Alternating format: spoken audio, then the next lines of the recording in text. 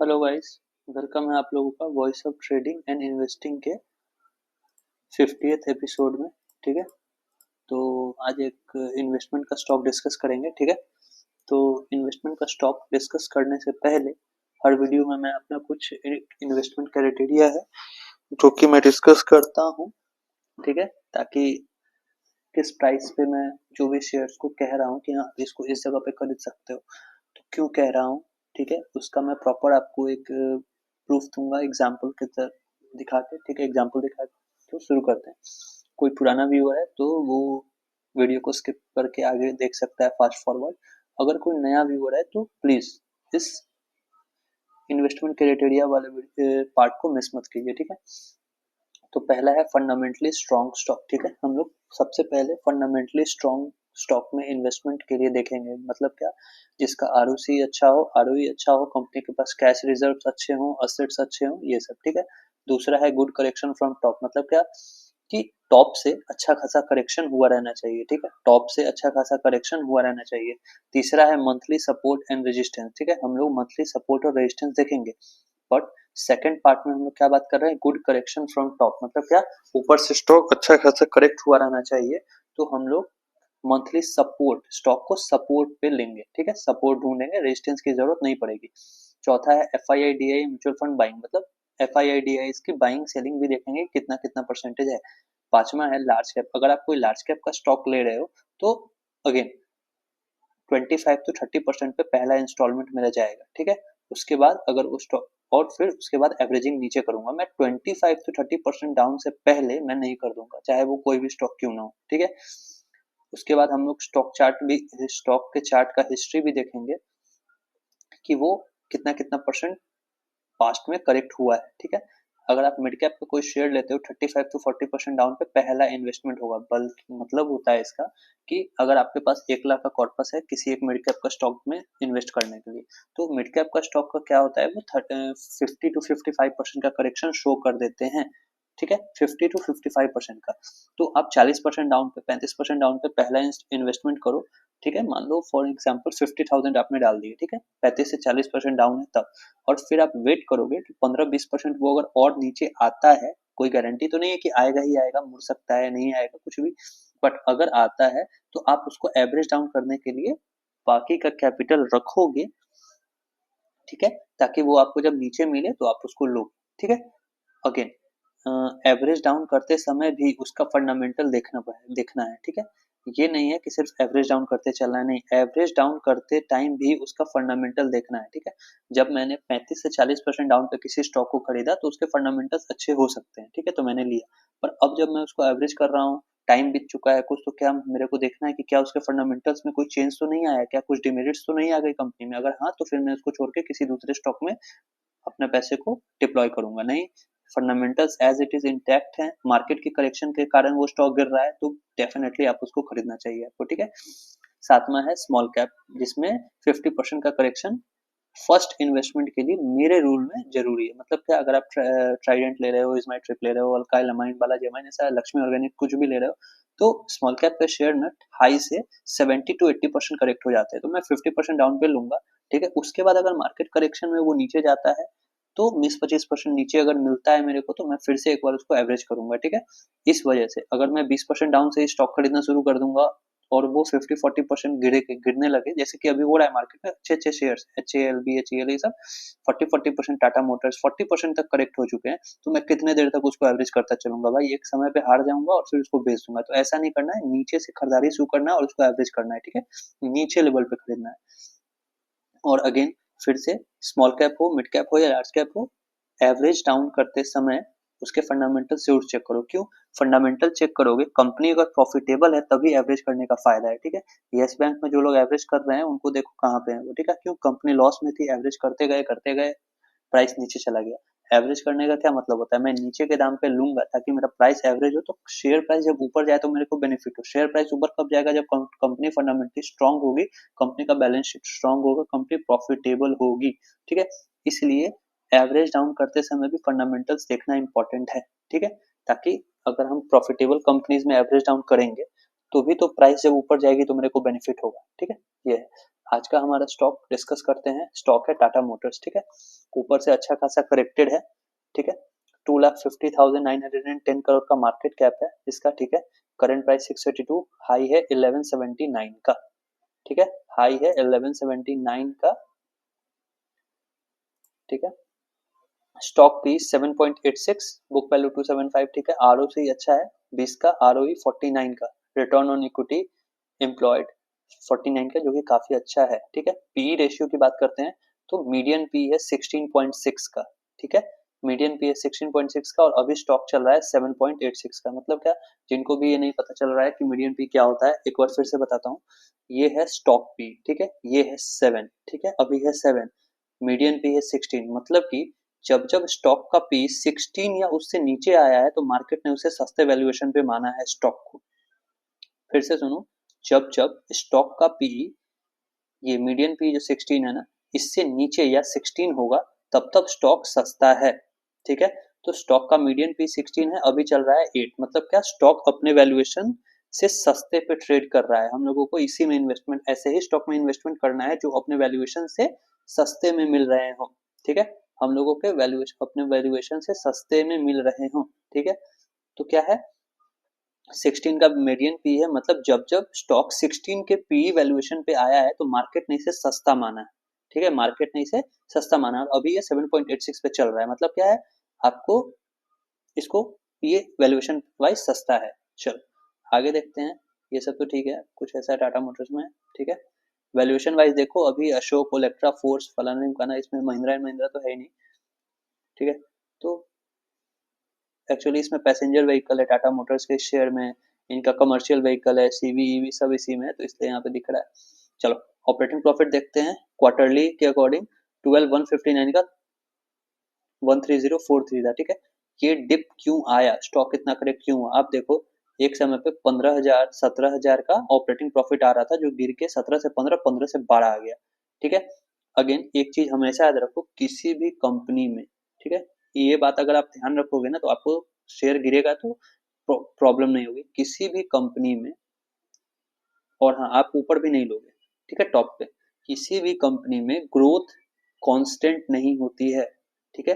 वो सिर्फ ऊपर ही नहीं जाएगा, ठीक है, वो नीचे भी आएगा, वो कंसोलिडेट भी करेगा, और फिर वो ऊपर जाएगा, ठीक है। तो देखो 55, 10,000, 13,000, 13,000, 13,000, 15, 17, 15, मतलब क्या था, ग्रोथ ऊपर आ रही थी, लेकिन जरूरी नहीं कि हमेशा ये ऊपर जाएगी, नीचे भी आएगा। थोड़ा सा नीचे आया, ठीक है, 17 का 15, 15 का 12, स्टॉक करेक्ट हो गया 40% का, ठीक है। क्यों हुआ, इसलिए हुआ क्योंकि ये रिटेल फेवरेट स्टॉक है, ठीक है। टाटा के स्टॉक्स रिटेल फेवरेट होते हैं, हर किसी के पोर्टफोलियो में ये पड़ा हुआ है। तो जैसे ही कोई निगेटिव न्यूज आती है, रिजल्ट्स खराब आते हैं, ये डिलीवरी में बिकना शुरू हो जाता है, जिनके पास भी है वो डर के इसको बेच देंगे, ठीक है। तो इस वजह से इस स्टॉक पे थोड़ा प्रेशर भी ज्यादा आता है, ठीक है। तो ये चीज है। तो अभी क्या है, जून 24 के, जून 24 यहाँ पे देखो, में 15,785 था, वो गिर के 12 हुआ। अब लेकिन देखो 12,159 का 13,043 आ गया, ठीक है। अभी क्या है, ये जो भी ऑपरेटिंग प्रॉफिट इतना हाई पे चला था, ठीक है, वो थोड़ा मेंटेन हुआ, 12 पे हुआ, 13 हुआ, फिर 14 हो सकता है, 15 हो सकता है, ठीक है। तो अगेन हमेशा पीक पे नहीं रहेगा, वो डाउन आएगा, वो डाउन फेज इसका आया, और स्टॉक प्राइस में आपको दिखा भी, ठीक है। 1200 वाला 600 के आसपास अभी ट्रेड कर रहा है। तो अगर प्रॉफिट गिरता है, ठीक है, ऑपरेटिंग प्रॉफिट गिरता है, प्रॉफिट ईपीएस गिरता है, ठीक है, कुछ भी गिरता है और स्टॉक प्राइस में करेक्शन आता है, तो फिर ठीक है, ठीक है। अगर प्रॉफिट गिर रहा होता और स्टॉक ऊपर में ही रहता तो टेंशन होता, ऐसा क्यों हो रहा है, ठीक है, तब मैं ऊपर में नहीं करता। पर अगर प्रॉफिट के रिजल्ट्स करेक्ट हो गए, रिजल्ट्स नीचे हुए, डाउन आए, स्टॉक प्राइस भी मैनेज हो रहा है, नीचे आ रहा है, तो फिर कोई दिक्कत नहीं है, आप इसको देख सकते हो। ईपीएस देखो, एक बीच में 52 का था, जो कि अभी 16, 9, 14 हो गया, ठीक है। इसी वजह से करेक्शन आया है, इसी ईपीएस एस्टिमेट के वजह से करेक्शन आया अच्छा खासा 42% का, ठीक है। अब देखते हैं, और इसमें एक और चीज आप हमेशा याद रखना, कि हर सीजन एक जैसा नहीं होता है, ठीक है। हर सीजन एक जैसा नहीं होता है, जैसे आप मानो हर 3 महीने पे रिजल्ट्स आते हैं, पर किसी भी ऑटो कंपनी का रिजल्ट सबसे बेस्ट कब आएंगे, दिवाली से दुर्गा पूजा के टाइम पे, ठीक है। फेस्टिव सीजन रहता है, उसमें बूस्ट मिलता है, तो आप उस समय के रिजल्ट्स को नॉर्मल टाइम के रिजल्ट से कंपेयर नहीं कर सकते, ठीक है। मान लो उस क्वार्टरली पर्टिकुलर दुर्गा पूजा से दिवाली तक में टाटा मोटर ने 10,000 करोड़ का सेल कर लिया, बहुत अच्छी बात है। और वो फिर अगले क्वार्टर में 10,000 करोड़ का सेल नहीं करेगा भाई ना मेरे। ये कौन सोचेगा? ये तो आप लोग सोचेगा, हम लोग सोचेंगे ना। ये सोचना है क्यों? सोचना है इसलिए क्योंकि हम पैसे लगा रहे हैं उस पे, उस शेयर पे। तो मेंटेलिटी क्या है कि फेस्टिवल में गाड़ी लेना है, फेस्टिवल में, इसलिए फेस्टिवल में सेल्स बढ़ जाते हैं, ठीक है। लेकिन इसका ये मतलब नहीं है कि दुर्गा पूजा दिवाली खत्म होने के बाद भी सेल्स चलते रहेगा, नहीं होगा ऐसा। ऐसा नहीं होता है, फिर सेल्स डाउन आएगा, वही हुआ है इसके साथ, और कुछ बड़ा चीज नहीं है, ठीक है। अब प्रॉफिट देखो, 31,807, 32,249, मतलब क्या, ईयरली बेसिस पे प्रॉफिट अभी भी इंटैक्ट है, ठीक है। कंपनी प्रॉफिटेबल है ईयरली बेसिस पे, ठीक है। 94 का ईपीएस था, 93 का हुआ है, तो कोई बहुत बड़ा डिप नहीं है। स्टॉक 40% करेक्टेड है तो अच्छा जगह पे है, ठीक है। रिजल्ट्स के अकॉर्डिंग स्टॉक करेक्टेड हो गया तो अच्छा जगह पे। अब देखो टोटल लाइबिलिटीज देखो, 369 का 390 है, बढ़ रहा है, ठीक है। लेकिन टोटल असेट्स भी देखो, 369 का 390 है, मतलब जितना लाइबिलिटी उतना असेट। मतलब अगर टाटा मोटर को आज लोन अपना लाइबिलिटी खत्म करना है तो ये एसेट्स बेचेगा और उसको आराम से पैसे दे देगा, ठीक है। तो उतने टेंशन की बात नहीं है। अब शेयर होल्डिंग पैटर्न में 42 प्रोमोटर ने थोड़े से शेयर्स बेच दिए हैं, ठीक है। 46 का 42 हुआ है, ठीक है। एफ आई आई 20 के 18, ठीक है, 2% उन्होंने भी बेचा है। डी आई आई इंटैक्ट है, और वो जो थोड़ा मोड़ा माल था पब्लिक ने खरीदा है, ठीक है। पब्लिक ने खरीदा है, पब्लिक ने कहाँ खरीदा? ऊपर में खरीद लिया, ठीक है। पब्लिक ने कहाँ खरीदा? ऊपर में। सितंबर 2024 देखो, सितंबर 2024 में 20% की होल्डिंग है, ठीक है, 20। सितंबर में स्टॉक कहाँ था? 900 पे था, ठीक है। पब्लिक ने यहाँ पे ऊपर में टॉप पे इधर कहीं भी खरीद लिया है, ठीक है। थोड़ा सा डाउन आता है, पब्लिक खरीदना शुरू कर देती है। समझदार कौन है? जो ये दिसंबर क्वार्टर में जो 1% लोगों ने खरीदा है वो समझदार है। क्यों? उनको ये 700, 700 750 के आसपास मिला होगा, ठीक है। उनके प्राइस से थोड़ा नीचे आएगा, जब बाउंस बैक होगा तो उनको अच्छा खासा प्रॉफिट 1200 तक खाने को मिलेगा, ठीक है। तो नीचे लेंगे तो प्रॉफिट बनेगा, ठीक है। अब एक बार इसका रेवेन्यू वाइज आप ये देखो, ये टाटा मोटर का रेवेन्यू ब्रेकअप है, ठीक है। जेएलआर से अलग, सिर्फ जेएलआर से इनको 68% का रेवेन्यू आता है, जो कि इस क्वार्टर में गिरा है, ठीक है। जेएलआर से इनको 68% का रेवेन्यू आता है, जो कि इस क्वार्टर में जेएलआर का रेवेन्यू थोड़ा सा गिरा है, ठीक है। थोड़ा सा रेवेन्यू गिरा है तो यार, मतलब फिर वही बात है, कांस्टेंट सेल्स नहीं रहती है, ठीक है। ऊपर नीचे होता है। अब देखो मोटर पैसेंजर व्हीकल, मतलब हैरियर, सफारी, पंच, कर्व, इनकी सेल्स ठीक है। प्लस टाटा पंच सबसे ज्यादा इंडिया में बिकने वाली गाड़ी बन चुकी है, मारुति को पीछे करके टाटा आगे आ चुका है उस एक पंच के बदौलत, ठीक है। फिर टाटा मोटर कॉमर्शियल में टाटा के ट्रक सबसे ज्यादा बिकते हैं, मतलब business as it is intact है, अप एंड डाउन आ रहे हैं, ठीक है। तो ऐसा कोई टेंशन का बात नहीं है, फंडामेंटल्स ठीक है, ठीक है। फंडामेंटल्स कंपनी के ठीक है, इसलिए ठीक है क्योंकि प्राइस करेक्ट हो गया। यही फंडामेंटल्स पे अगर ये स्टॉक 1200 पे मिल रहा होता, 1000 पे, तो मैं नहीं लेता, सीधी बात। पर इस फंडामेंटल के साथ जिस प्राइस पे मिल रहा है, बहुत सस्ते वैल्यूएशन पे मिल रहा है। अब इसका आ जाते हैं प्राइस एक्शन वाइज। अब देखो, अब एक बार देखो स्टॉक कितना परसेंट करेक्ट होता है। इस फॉल में स्टॉक ने 56% का करेक्शन शो किया। उस समय 2015 में फंडामेंटल्स अच्छे नहीं थे, तो जब फंडामेंटल्स अच्छे नहीं होते तो स्टॉक बहुत ज्यादा करेक्ट होता है, ठीक है। तो इसमें कोई नई बात नहीं है, ठीक है। अगेन यहाँ से देखो फंडामेंटल्स अच्छे नहीं थे, स्टॉक 90% करेक्ट हो गया, कोई नई बात इसमें नहीं है, ठीक है। फंडामेंटल्स अच्छे नहीं थे, बट अभी जब ये करेक्शन में आ रहा है तो फंडामेंटल्स इसके ठीक है, अच्छे खासे अच्छे फंडामेंटल्स, ठीक है। इंडिया में दूसरे नंबर की सबसे ज्यादा गाड़ी बेचने वाली कंपनी है ये, ठीक है। तो एवं नहीं पहुंच गई है, ठीक है। अब स्टॉक करेक्टेड है तो आप ये देखो इसने रैली कहाँ से शुरू की थी, 90 रुपए से शुरू हुआ था, ठीक है। 90 से इसकी रैली शुरू हुई है, ठीक है। वहां से ये 1100% का रिटर्न दिया है इसने, ठीक है। बीच में आप देखो करेक्शन कितना कितना परसेंट का करेक्शन साइकिल इसने देखा है, ये देखो 31% का, ठीक है, नॉर्मल मार्केट करेक्शन।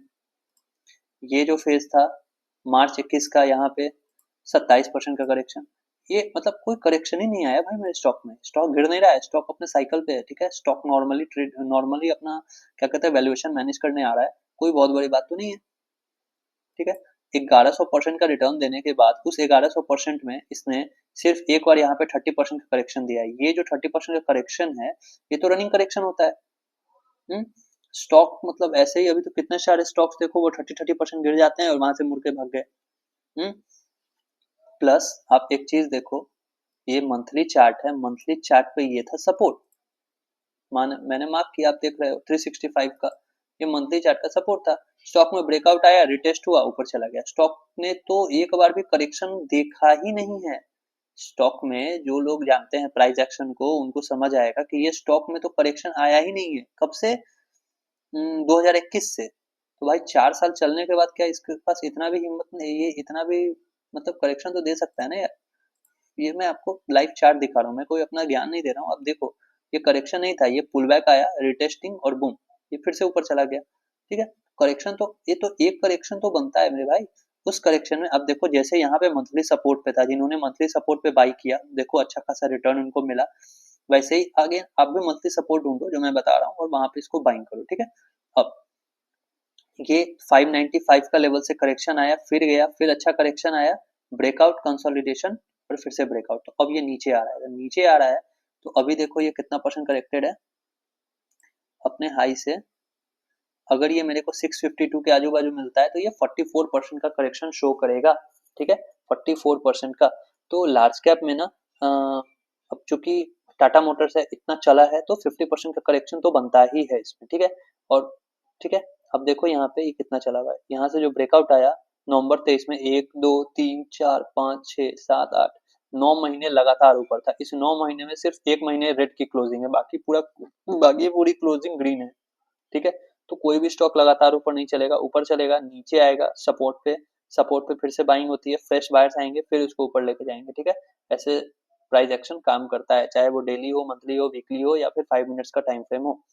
ठीक है, तो रिकैप, स्टॉक चला हुआ है, ठीक है, करेक्शन आ रही है, हाँ आ रही है, ठीक है, ये तो होना ही था, कभी ना कभी तो करेक्शन आएगी ही आएगी। क्या स्टॉक ने इससे पहले कभी करेक्शन दिया? नहीं दिया। ठीक है, जब से इसके फंडामेंटल्स अच्छे हो गए, ये स्टॉक ने पुल बैक लेके ब्रेकआउट दिया, करेक्शन नहीं दिया है। ठीक है, करेक्शन नहीं दिया है, तो इसके लिए हम लोगों को इसमें नीचे के लेवल्स के लिए तैयार रहना है कि जब आएगा तो आप इसको बाई करो। कैसे बाई करोगे? आप देखो, अगर ये मेरे को मिल जाता है 649 के लेवल पे, तो मैं एक इंस्टॉलमेंट यहाँ पे बाई करूंगा। क्यों? क्योंकि मंथली कंसोलिडेशन यहाँ पे हुआ पड़ा है। ठीक है, देखो जुलाई 23 से जुलाई, अगस्त, सितंबर, अक्टूबर और नवंबर में ब्रेकआउट आया, तो ये अच्छा खासा 4 महीने का कंसोलिडेशन है मंथली का। तो एक सपोर्ट यहाँ पे, और अगला सपोर्ट कहाँ बनता है? अगला सपोर्ट मेरे को बनेगा 577 से 599 के जोन में, जहाँ पे ये मल्टीपल टाइम्स रेजिस्टेंस लिया था। ठीक है, फिर ब्रेकआउट आया और बूम, ये फट गया। ठीक है, तो ये जो लेवल था, ये देखो, एक ये भी लेवल है जो कंसोलिडेशन का था, छोटा सा, ये ब्लू लाइन है जो 537 का। ठीक है, तो मेरे को नहीं लगता उतना नीचे आएगा, पर हाँ, अगर ये मेरे को 573 से 593 के जोन में मिलता है तो मेरे को अच्छे खासे वैल्यूएशन पे ये इतना अच्छा स्टॉक मिल जाएगा। ठीक है, अगेन इंडिया की सबसे ज्यादा गाड़ी बेचने वाली कंपनी, इनका टाटा पंच सबसे हाईएस्ट सेल्स पे पिछले क्वार्टर में आया हुआ था। ठीक है, लेकिन इसमें कोई भी इन्वेस्टमेंट करेंगे तो एक चीज ध्यान में रखना कि पास्ट का रिटर्न देख के इन्वेस्टमेंट मत करो। ठीक है, ये 80 से 1200 हुआ है।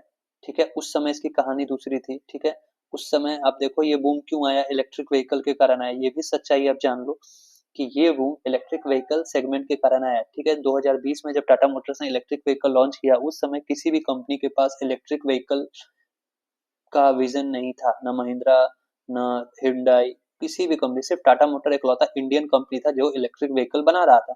तो उस न्यूज पे मार्केट बूम करता है, तो वो उस न्यूज पे ये बूम किया। ठीक है, लेकिन अब जब मार्केट प्राइस नीचे आ रहा है, तो आपको ये चीज जानना है कि अब कहानी बदल चुकी है। ठीक है, कहानी अब बदल चुकी है, मार्केट में और भी इलेक्ट्रिक व्हीकल्स के प्लेयर आ चुके हैं, जैसे कि महिंद्रा ने अभी बी6 और लॉन्च किया है, एक बी9 करके। ठीक है, हुंडई की इलेक्ट्रिक कार है, मारुति की इलेक्ट्रिक कार ई विटारा आ गई हुई है। उस समय जब इलेक्ट्रिक व्हीकल्स का सेल होता होगा 2020 में, तो जिनको भी लेना है वो टाटा मोटर्स का नेक्सॉन खरीदते थे। लेकिन अब उनके पास ऑप्शंस है, क्यों?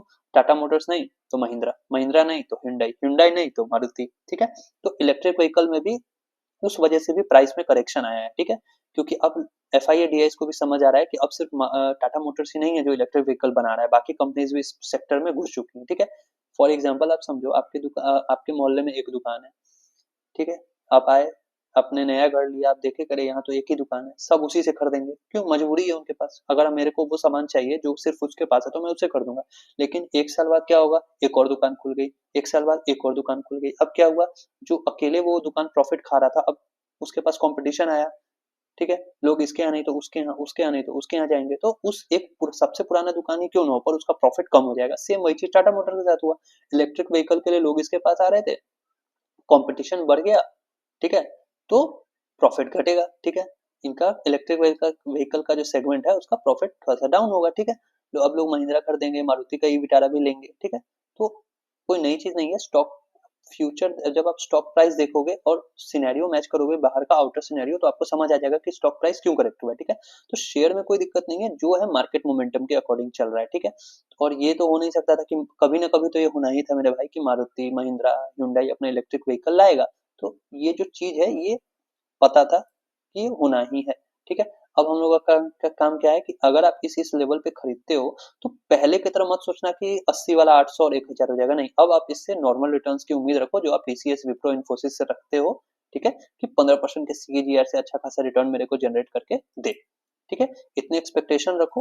अगर कंपनी और ज्यादा डिलीवर करती है 25% सीएजीआर से तो भाई और अच्छी बात है, ठीक है? तो ये रहेगा। तो एक्सपेक्टेशन ज्यादा मत रखो, क्योंकि अब मार्केट में प्लेयर्स इलेक्ट्रिक व्हीकल के आ चुके हैं। तो सिर्फ अब अकेला टाटा मोटर्स का राज नहीं रहा, अब दूसरे भी प्लेयर्स है इसमें, ठीक है? तो ये पहले की तरह रिटर्न्स उतने उतने नहीं देगा। तो अगेन एक बार फिर से सपोर्ट लेवल देख लो। 649 से 661 का जोन सपोर्ट जोन है, ठीक है? ये रहेगा। अगर यहाँ पे मार्केट नहीं रुकता है तो मेजर सपोर्ट जोन 580 से लेके 600 के जोन में है, ठीक है? तो अगर इन लेवल्स पे आपको शेयर मिल रहा है तो अच्छे खासे करेक्टेड लेवल्स पे वैल्यूएशंस आपने देखा, फंडामेंटल्स देखा, सब कुछ अच्छा है, तो स्टॉक यहाँ पे लिया जा सकता है, ठीक है? चलो, यही है, बाकी फ्यूचर देखा जाएगा क्या होता है, ठीक है? चलो, वीडियो पसंद आई हो, एनालिसिस पसंद आया हो तो वीडियो को लाइक कर देना, ठीक है? और चैनल को सब्सक्राइब कर लेना, ठीक है? सब्सक्राइबर बढ़ नहीं रहे उतने तेजी से, तो देख रहे हो तो सब्सक्राइब करके जाना, ठीक है?